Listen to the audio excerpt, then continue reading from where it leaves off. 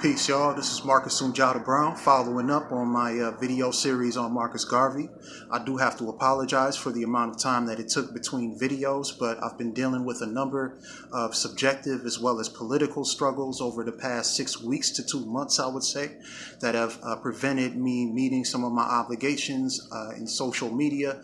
But I'm trying to get back on this horse and get right back to it. All right, so we're going to pick up right where we left off when we were talking last about the development of the UNIA, the growth of the UNIA, which was pretty explosive from about 1917, 1918 to 1920. Okay, we talked about how Garvey was building up a mass movement that, according to some historians, numbered between 3 and 6 million followers, right? Not just dues-paying members, but followers throughout the African and colonized world. Okay, so this was a major threat to Western imperialism, obviously, because the Western imperialists, U.S., Britain, France, Belgium, Germany, etc., all have an interest in exploiting the natural resources and the labor of African people.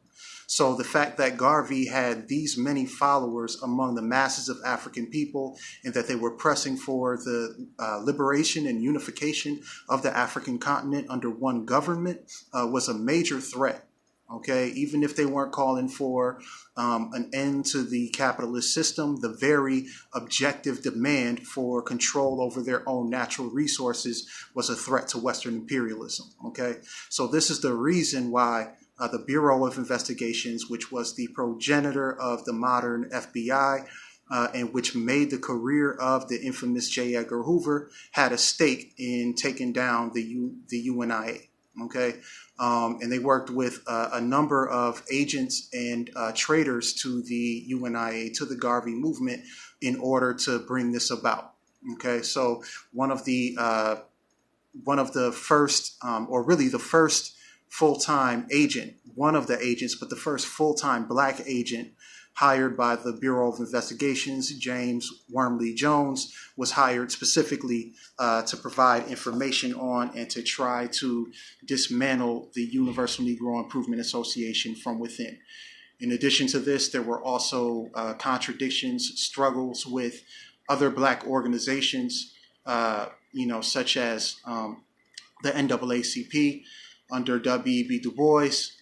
They also had struggles with smaller groups like the Liberty League, as well as factions that broke away from the Garvey movement because of dissatisfaction with Garvey's leadership style or with his tendency to expel certain political tendencies from the UNIA. Okay, so there were a number of forces external to and internal to the African community that were eating away at the UNIA, or trying to take the UNIA down, or offering some kind of critical perspective on the UNIA. Okay, and this tended to foster division within the black community as a whole, because when you look at the programs of a lot of these people, especially the ones who broke away from the UNIA, like J.W. Eason, Cyril Briggs, and the African Blood Brotherhood, and etc.,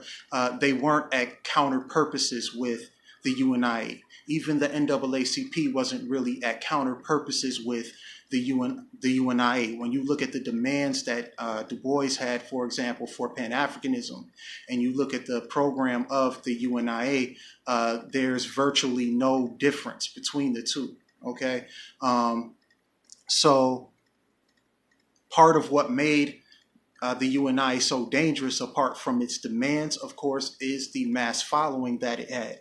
And this was reflected in the International Convention of the Negro Peoples of the World, which was held in August 1920.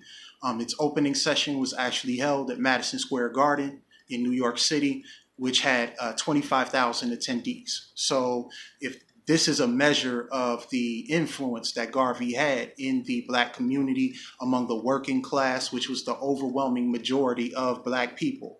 Okay, 25,000 attendees for an opening session that fills up Madison Square Garden past capacity. They actually had to set up speakers for people outside of the convention proper so that they could hear the proceedings at that opening session. Okay, so this was a major threat to U.S. as well as British and French imperialism, all of which were tied in with one another.